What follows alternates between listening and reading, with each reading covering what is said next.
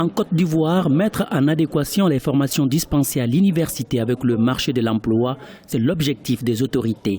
Pour ce faire, les établissements d'enseignement supérieur initient des filières de formation d'ingénieurs en mines et pétrole à côté de l'Institut national polytechnique Houphouët-Boigny de Yamoussoukro. Une option qui s'explique par le déficit de main-d'œuvre qualifiée pour l'exploitation à grande échelle des ressources minières du pays. La formation doit nécessairement s'accoupler à l'entreprise pour favoriser un meilleur apprentissage.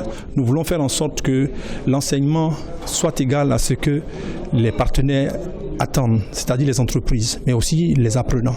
Favoriser donc un couple école-entreprise pour envisager une meilleure employabilité de nos étudiants.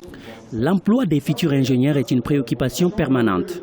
Géochimie, géologie, électrotechnique, informatique et gestion des projets, les cours dispensés préparent les étudiants aux différents métiers des industries minières, pétrolières ou électriques. Les étudiants sont conscients des contraintes des choix de leur filière. Pour eux, les perspectives d'insertion professionnelle sont bonnes. Les mines ont beaucoup d'effets plutôt néfastes sur l'environnement.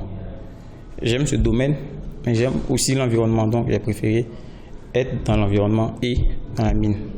Comme tout le monde, quand on cherche du travail, quand on finit les études, on est un peu inquiet d'arriver sur le marché de l'emploi. Mais personnellement, je me dis que non, avec la formation que je reçois, l'école où je suis, avec le contact que l'école a réussi à avoir avec les entreprises, ça sera plutôt facile par la grâce de Dieu.